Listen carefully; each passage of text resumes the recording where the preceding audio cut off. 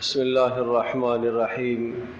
نحمده ونصلي ونسلم على رسوله الكريم اما بعد فاعوذ باللہ من الشیطان الرجیم بسم اللہ الرحمن الرحیم قل ان کنتم تحبون اللہ فاتبعونی یحببکم اللہ ویغفر لکم ذنوبکم واللہ غفور الرحیم صدق اللہ مولانا العظیم رب اشرح لی صدری ویسر لی امری واحلل عقدۃ من لسانی یفقهوا قولی اللہم صل علی محمد وعلی آل محمد کما صلیت علی ابراہیم وعلی آل ابراہیم انک حمید مجید اللہم بارک علی محمد وعلی آل محمد کما بارکت علی ابراہیم وعلی آل ابراہیم انک حمید مجید۔ رسول اکرم صلی اللہ تعالی علیہ وسلم کا مبارک دین سراسر اتباع کا نام ہے۔ حضرت جو دین لے کر آئے ہیں، پیارے پیغمبر صلی اللہ تعالی علیہ وسلم نے جو ہمیں دین اسلام عطا فرمایا ہے، اور یہ وہ دین ہے جو اللہ تبارک تعالیٰ کے نزدیک تمام کے تمام ادیان سے، تمام کے تمام مذاہب سے سب سے زیادہ پسندیدہ اور سب سے زیادہ اللہ کے نزدیک محبوب ہے۔ آپ کے پاس بہت ساری چیزیں ہیں، ان بہت ساری چیزوں میں سب سے زیادہ محبوب ایک چیز ہے، پسندیدہ چیز ہے۔ بالکل اسی طرح سے اللہ تبارک تعالیٰ کے پاس انبیاء علیہ السلام کی ایک بڑی جماعت ہے، اور ان تمام کے تمام انبیاء علیہ السلام میں سب سے زیادہ محبوب اور پسندیدہ وہ حضرت محمد صلی اللہ تعالی علیہ وسلم ہے۔ سب کے سب انبیاء اللہ کے نزدیک پسندیدہ اور چنے ہوئے ہیں، برگزیدہ ہیں، لیکن ان سب میں سب سے زیادہ مقام وہ محمد صلی اللہ تعالی علیہ وسلم کا ہے۔ اسی طرح سے اللہ تبارک تعالیٰ کے یہاں سب کی سب امتیں، نبیوں پر ایمان لانے والے سب کے سب محبوب اور پسندیدہ ہیں، لیکن ان سب میں محمد صلی اللہ تعالی علیہ وسلم کی امت یہ زیادہ محبوب اور پسندیدہ ہے۔ اللہ نے جتنی بھی کتابیں نازل فرمائی، صحیفے نازل فرمائے، وہ سب کے سب اللہ کے نزدیک پسندیدہ اور محبوب ہیں، لیکن قرآن مجید اللہ کے نزدیک سب سے زیادہ پسندیدہ اور سب سے زیادہ محبوب ہے۔ جتنے بھی دین اور جتنے بھی مذہب اللہ پاک نے آسمان سے اتارے، وہ سب کے سب اللہ کے نزدیک محبوب اور پسندیدہ ہیں، لیکن دین اسلام اللہ کے نزدیک تمام کے تمام ادیان سے محبوب اور پسندیدہ ہے۔ تو آپ کو اللہ نے یہ سعادت عطا فرمائی، سب سے زیادہ محبوب نبی اللہ نے آپ کو دیا، سب سے زیادہ آپ محبوب، سب سے زیادہ محبوب اور پسندیدہ کتاب اللہ نے آپ کو عطا فرمائی، اور سب سے زیادہ پسندیدہ دین اللہ پاک نے آپ کو عطا فرمایا۔ ہر اعتبار سے یہ امت اللہ تبارک تعالیٰ کے یہاں، اللہ کے یہاں چنی ہوئی اور پسندیدہ ہے۔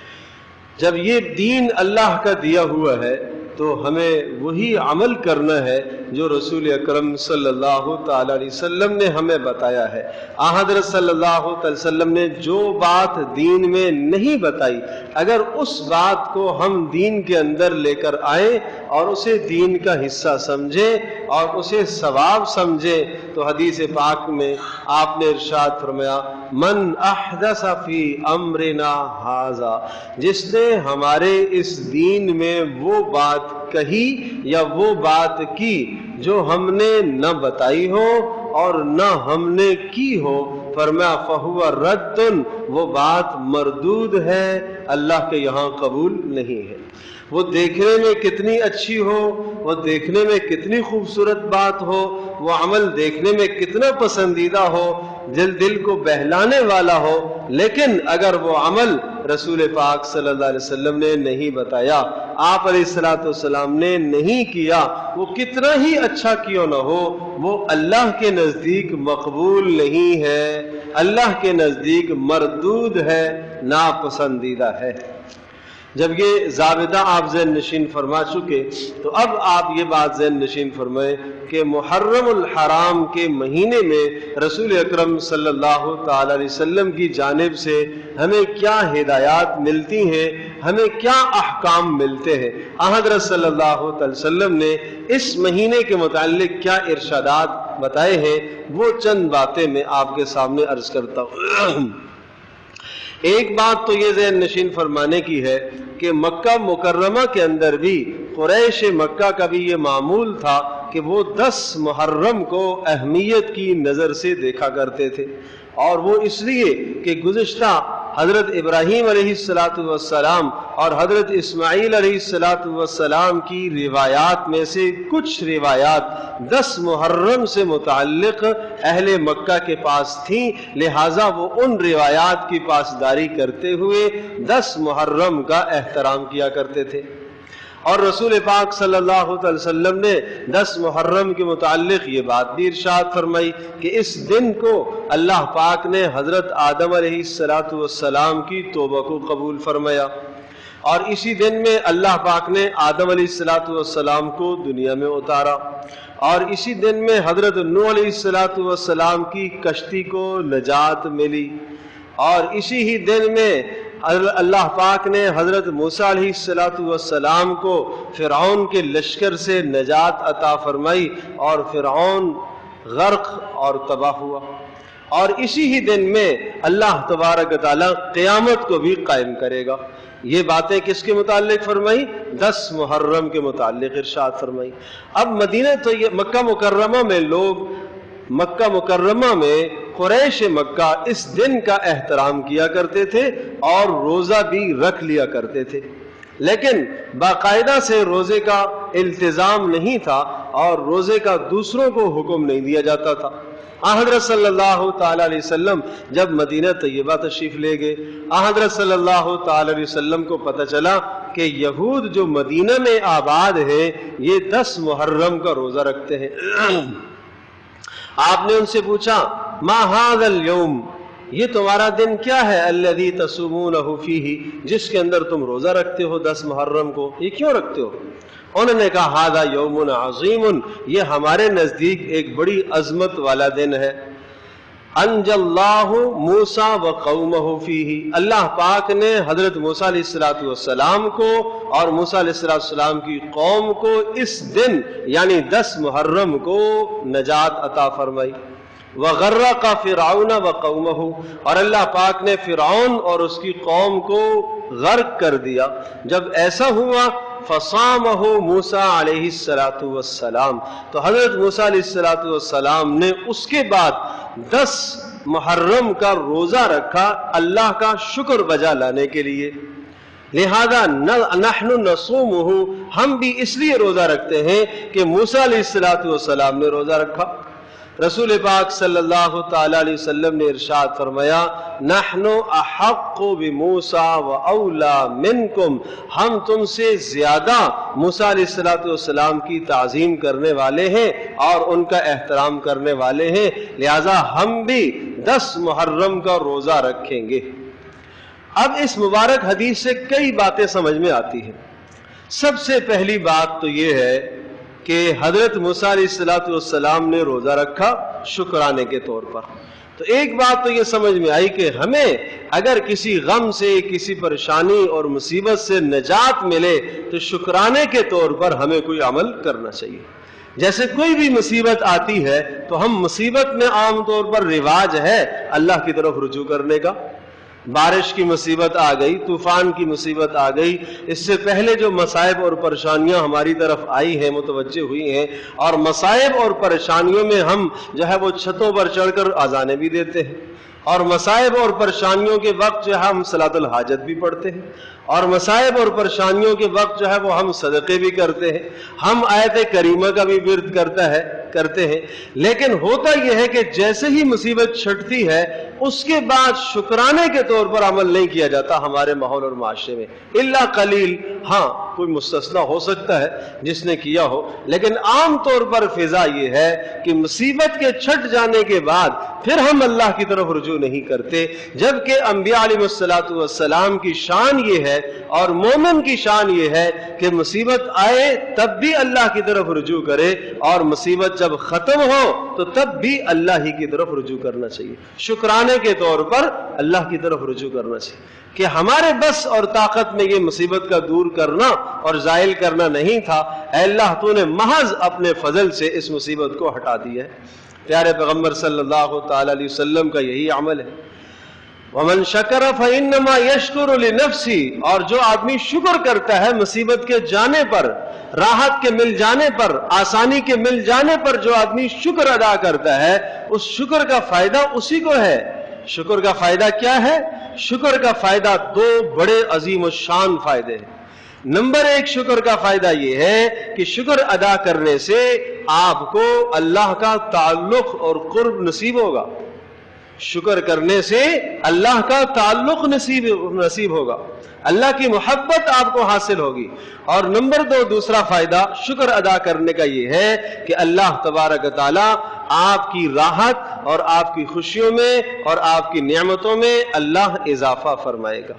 اگر آپ یہ چاہتے ہیں کہ ہماری نعمتوں میں اضافہ ہوتا رہے اور راحتوں میں اور سہولتوں میں اضافہ ہوتا رہے تو جیسے ہی مصیبت ٹلی ہے فوراً اللہ کا شکر ادا کیا کرو۔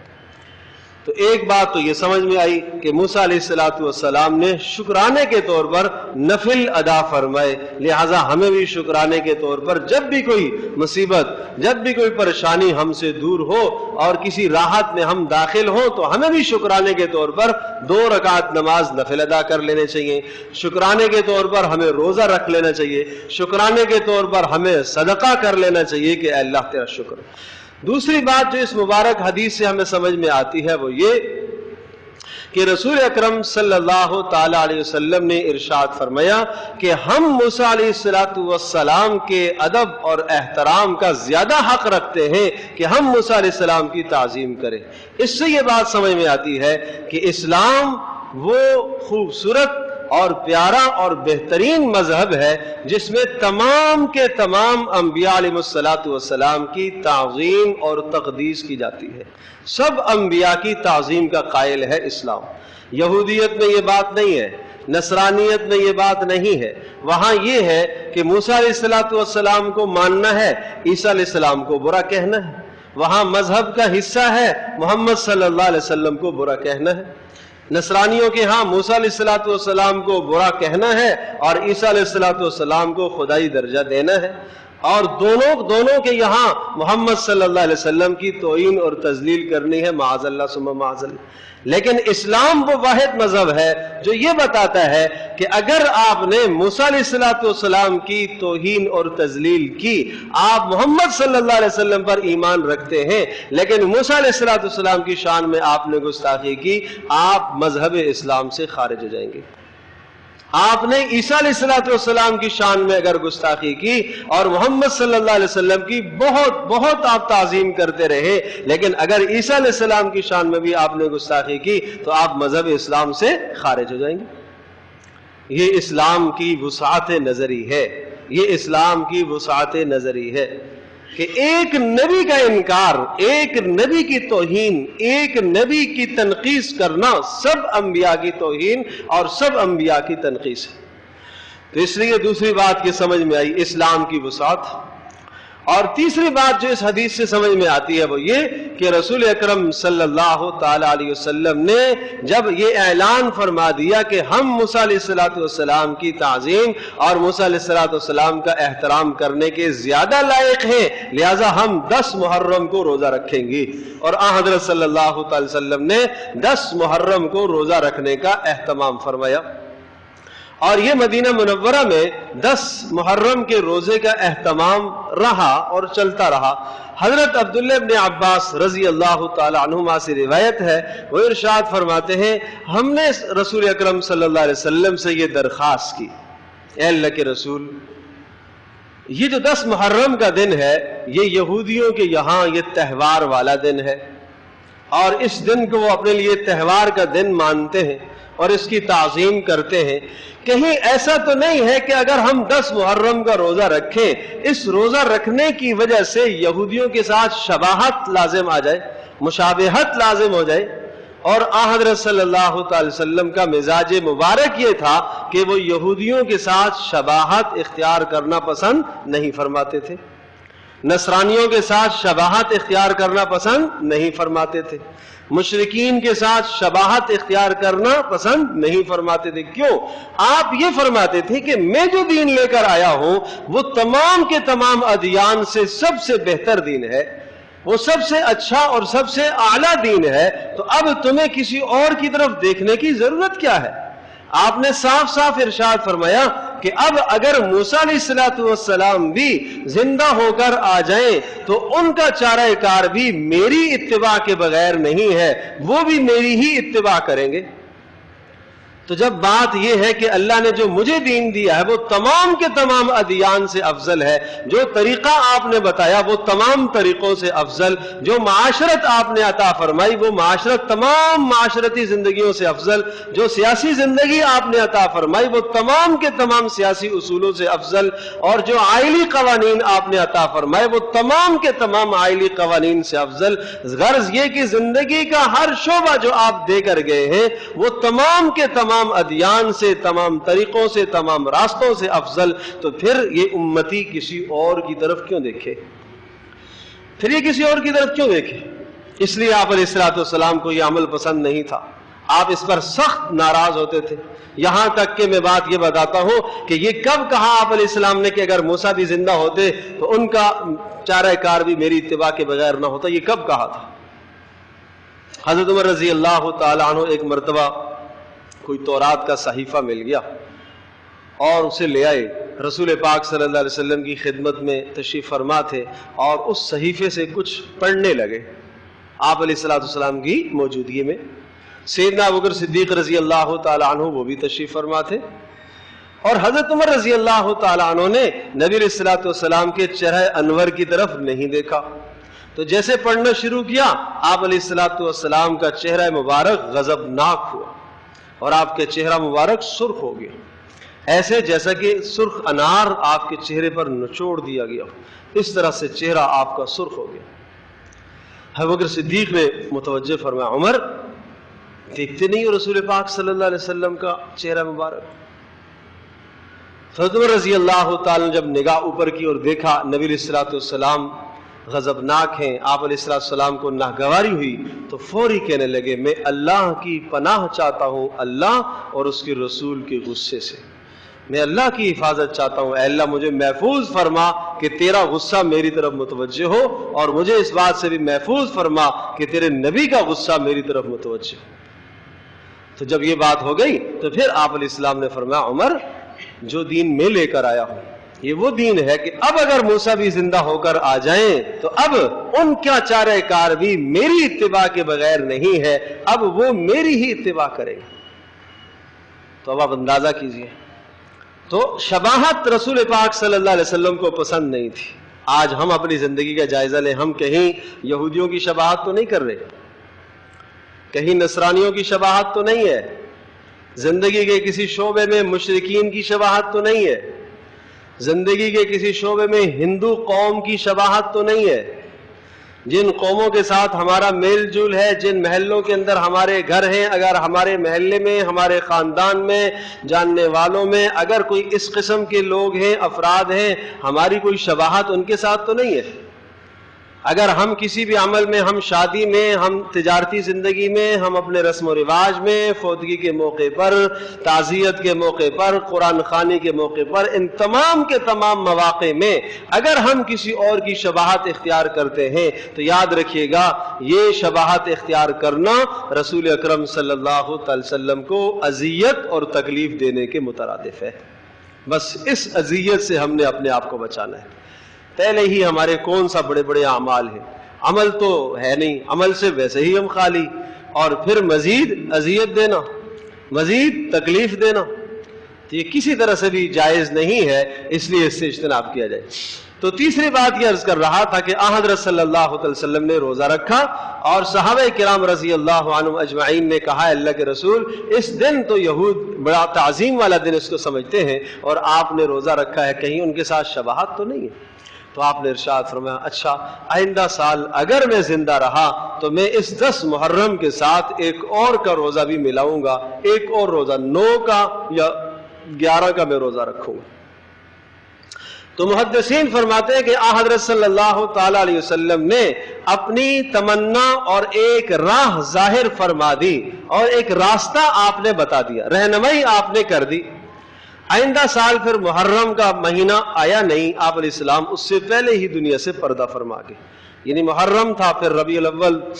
اور سفر ربیع الاول، اور ربیع الاول میں آپ علیہ السلام کا وصال ہو گیا، اور آئندہ سال پھر محرم کا مہینہ آپ کو ملا نہیں، لیکن صحابہ کرام رضی اللہ عنہم اجمعین کا یہ معمول بن گیا، آپ کی تمنا اور چاہت یہی تھی اور آپ نے رہنمائی فرما دی تو ان کا یہ معمول بن گیا کہ وہ 9 اور 10 یا 10 اور 11 کو روزہ رکھا کرتے تھے، 2 روزے محرم کے رکھا کرتے تھے۔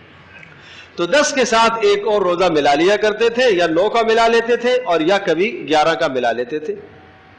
تو آپ نے اس 10 محرم کے روزے کے متعلق یہ ارشاد فرمایا کہ جو آدمی 10 محرم کا روزہ رکھے گا مجھے امید ہے کہ اللہ تبارک تعالیٰ اس کے اس روزے کو 1 سال کے گناہوں کا کفارہ بنا دے گا۔ تو بھئی اس کا التزام کرنا چاہیے، اس کا اہتمام کرنا چاہیے ہمیں۔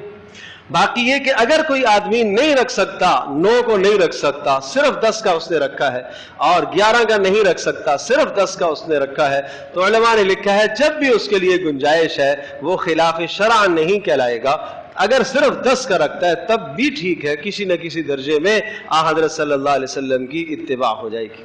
تو نبی علیہ الصلوۃ والسلام سے اس دن یہ عمل ثابت ہے، بس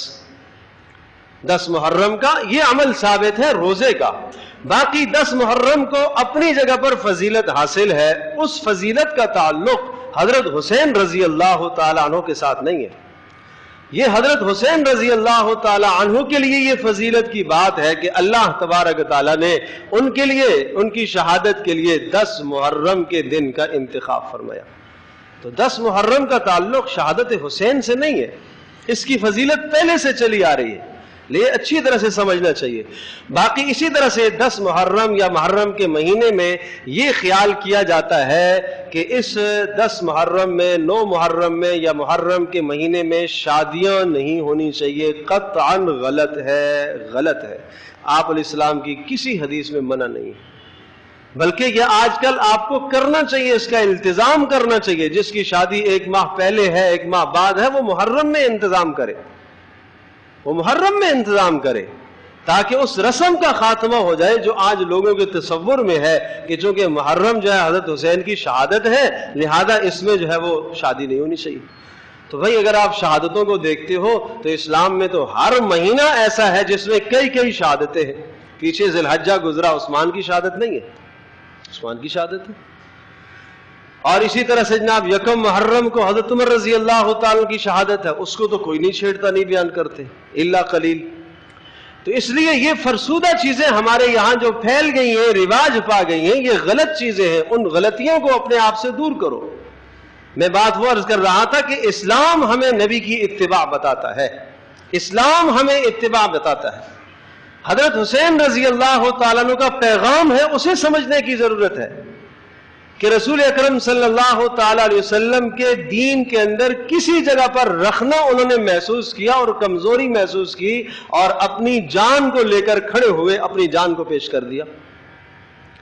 ہم نے حضرت حسین رضی اللہ تعالیٰ عنہ کی اس پیغام پر کتنا عمل کیا؟ ہم نبی علیہ الصلوۃ والسلام کے دین کے لیے کیا قربانی دیتے ہیں؟ ہم نے کتنا نبی علیہ السلام کے دین کو زندہ کرنے کے لیے کتنا مال قربان کیا، کتنی جانوں کے نذرانے ہم نے پیش کیے، کتنا ہم نے اپنا وقت صرف کیا ہے، کتنا ہم نے رسول پاک صلی اللہ علیہ وسلم کے اس عظیم الشان نواسے حضرت حسین رضی اللہ تعالیٰ کی اتباع میں کربلا والا جو دن ہے 10 محرم کا، اس دن ہم نے روزہ رکھا۔ بھائی اتباع تو روزہ رکھنے میں ہے، سبیل لگانے میں تو نہیں ہے۔ شہادت حسین اور حضرت حسین کی اتباع بھی اسی میں ہے کہ روزہ ہو، رسول پاک صلی اللہ علیہ وسلم کی اتباع بھی اسی میں ہے کہ روزہ ہو۔ ہم کہاں چلے گئے؟ ہم کیوں وہ چیزیں اپنے یہاں لے کر آتے ہیں جن کا دین اور اسلام سے کوئی دور دور کا تصور نہیں ہے؟ اور پھر ذہن نشین فرما لیجئے بہت اچھی طرح سے، جو چیز خلاف شرع ہو، خلاف شریعت ہو، جس طرح سے اس کا کرنا حرام،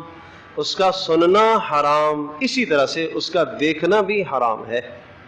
اب ایک حدیث سناتا ہوں، آپ نے صاف صاف ارشاد فرمایا، ذخیرہ حدیث آپ ایک نہیں کئی کتابیں اٹھا کے دیکھیں، آپ نے فرمایا من ضرب الخدود، جس کے یہاں ماتم، نوحہ، فوتگی پر اس نے اپنے چہرے کو پیٹا، وشق الجیوب، کپڑوں کو پھاڑا، سینے پر مارا، چہرے پر مارا، فلیس منا، اس کا ہم سے کوئی تعلق نہیں ہے، اس کا ہم سے کوئی تعلق نہیں ہے۔ جس نے یہ عمل کیا کسی کے انتقال پر، جس نے یہ عمل کیا کسی کی فوتگی پر، جس نے یہ عمل کیا کسی کی شہادت پر، اس کا ہم سے کوئی تعلق نہیں ہے۔ پیارے پیغمبر صلی اللہ علیہ وسلم اس شخص سے بیزاری کا اظہار فرما رہے ہیں۔ تو جب یہ بات ہے، جب یہ کام کرنا جائز نہیں ہے، سینہ کو بھی کرنا جائز نہیں ہے، چہرہ پیٹنا جائز نہیں ہے، چیخنا جائز نہیں ہے، تو اس قسم کی چیزوں کو دیکھنا بھی جائز نہیں ہے، اس قسم کی چیزوں کو سننا بھی جائز نہیں ہے۔ تماشائی بھی مت بنا کرو، نہ تماشائی بنا کرو ان تمام چیزوں کے، خرافات کے۔ اور اس دن میں میں عرض کر رہا ہوں کہ صحابہ کرام رضی اللہ عنہم اجمعین روزے کا التزام فرماتے تھے۔ پیارے پیغمبر صلی اللہ علیہ وسلم کے ہاں روزے کا التزام تھا، ازواج مطہرات کے یہاں روزے کا اہتمام تھا۔ ہاں البتہ ایک روایت میں یہ بات ہے کہ اگر کوئی آدمی اپنے اہل خانہ پر اس دن وسعت کرتا ہے، اس وسعت کا تعلق نہیں، ضروری نہیں ہے کہ آپ دن کو وسعت کریں، آپ شام کے وقت میں وسعت کر سکتے ہیں۔ اہل خانہ پر کوئی قدر زیادہ خرچ کرتا ہے عام دنوں سے، تو اس وجہ سے اللہ تبارک تعالیٰ پورے سال کی روزی میں برکت پیدا کرے گا، یہ ایک علیحدہ بات ہے۔ باقی اس کے علاوہ عرض کر رہا ہوں کہ جتنی بھی چیزیں اس موقع پر کی جاتی ہیں اور اسلام کے نام پر اور مذہب کے نام پر، یہ قطعاً اسلام کا ان سے کوئی تعلق نہیں ہے، کوئی گنجائش نہیں ہے۔ پھر یہاں ایک اور آخری بات ذہن نشین فرما لیں، رسول اکرم صلی اللہ تعالی علیہ وسلم کے گھرانہ، آپ علیہ السلام کے گھر والے، آپ کی ازواج اہل بیت، اہل بیت، اہل کا معنی والے، بیت گھر، اہل بیت گھر والے۔ گھر والوں میں سب سے پہلا مصداق کون ہوتا ہے؟ گھر والوں میں بیویاں سب سے پہلے ہوتی ہیں، اولادیں بھی ہوتی ہیں، بیوی بھی گھر والی ہوتی ہے۔ تو اہل بیت صرف حضرت حسن، حسین، فاطمہ، علی رضی اللہ عنہم اجمعین نہیں ہیں، اہل بیت رسول پاک صلی اللہ علیہ وسلم کی سب ازواج مطہرات، یہ سب اہل بیت میں شامل ہے۔ تو جب بھی اہل بیت کا لفظ آئے تو آپ اچھی طرح سے ذہن نشین فرمائیں کہ اہل بیت سے مراد رسول اکرم صلی اللہ علیہ وسلم کا گھرانہ ہے۔ اس میں سیدنا ابوبکر صدیق ہے، عمر فاروق، یہ آپ کے گھر والے، یہ گھر کے لوگ ہیں، یہ سارے حضرت صلی اللہ علیہ وسلم کے سسر ہیں۔ یہ بڑے دو، ابوبکر صدیق، عمر فاروق، یہ دونوں کے دونوں نبی علیہ الصلوۃ والسلام کے سسر مبارک، اور چھوٹے حضرت عثمان اور حضرت علی دونوں کے دونوں رسول اکرم صلی اللہ علیہ وسلم کے داماد ہیں۔ اتنی گہری قرابت داریاں ہیں یہاں، اتنی گہری قرابت داریاں کہ کسی ایک کو ماننے سے دوسرے کی تذلیل کرنا یہ ایمان کو چھوڑنے کے مترادف ہے۔ تو اہل بیت کا مقام بھی اپنی جگہ پر ہے، اور رسول اکرم صلی اللہ علیہ وسلم کے دیگر اصحاب کا مقام بھی اپنی جگہ پر ہے۔ اہل بیت کی تعظیم میں باقی صحابہ کی توہین اور تنقیص نہ کی جائے، اور ان کی تعظیم اور تعظیم کرنے میں اہل بیت کی تنقیص نہ کی جائے۔ یہ دونوں کے دونوں ہمارے ایمان کا حصہ ہیں، دونوں کی تعظیم ہمارے ایمان کا حصہ ہے۔ افراط اور تفریط سے ہم پاک رہیں، اور کمی اور زیادتی سے ہم پاک رہیں، ہم اعتدال والی راہ کو اختیار کریں کہ سب کے سب صحابہ جن کے متعلق آپ نے فرمایا یہ میرے ستاروں کی مانند ہے، جس کی چاہو اتباع کرو تم کامیاب ہو جاؤ گے۔ سب کے متعلق فرمایا سب کے سب عدل و انصاف کرنے والے۔ سیدنا ابوبکر صدیق رضی اللہ تعالی کے متعلق ایک حدیث سنا دیتا ہوں، اس کے بعد کیا بچا؟ فرمایا بھائی جس نے میرے ساتھ زندگی میں جو بھی احسان کیا، جو بھی میرے اوپر کسی نے مال خرچ کیا، جس نے جو کچھ کیا، سب کے مالوں کا بدلہ میں نے دے دیا اس دنیا میں۔ لیکن ابوبکر صدیق وہ آدمی ہے کہ ان کے مال کا بدلہ میں اس دنیا میں نہیں دے سکتا، ان کا بدلہ اللہ پاک میدان محشر والے دن خود انہیں دے گا۔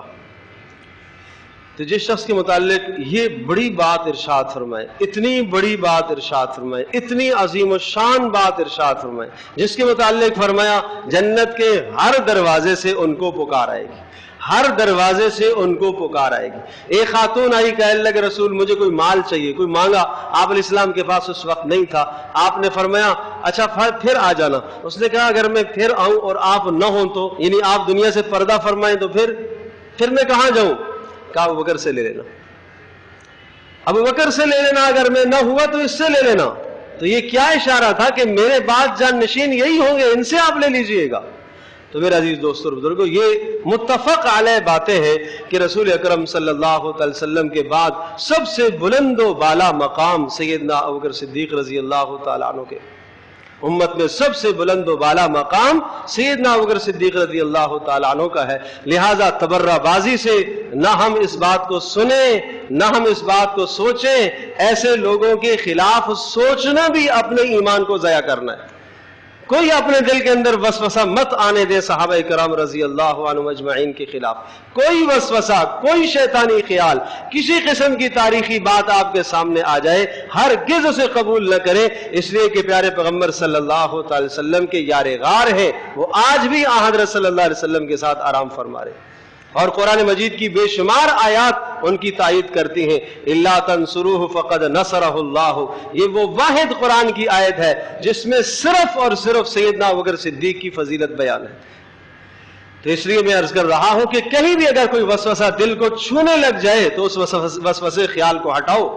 یہ ہمارے ایمان کا حصہ ہے۔ ان لوگوں کی تعظیم کرنا اور ان لوگوں کی عظمت کو بیان کرنا اور ان لوگوں کے خلاف جو آنے والے وسوسے ہیں اور غلاظتیں اور گندگیاں ہیں ان کو اپنے آپ سے دور رکھنا اور اپنے ماحول سے دور رکھنا، یہ ہمارے ایمان کا حصہ ہے۔ تو وہ باتیں کیجئے، وہ باتیں کریے جو رسول پاک صلی اللہ علیہ وسلم نے اس دن کے متعلق بتائی ہیں، جو کر کے دکھائی ہیں، جو فرمائی ہیں، اور جو خرافات ہیں، رسومات ہیں، بدعات ہیں، ان تمام سے اجتناب کریں۔ اللہ پاک ہم سب کے لیے عمل کرنا آسان ہو۔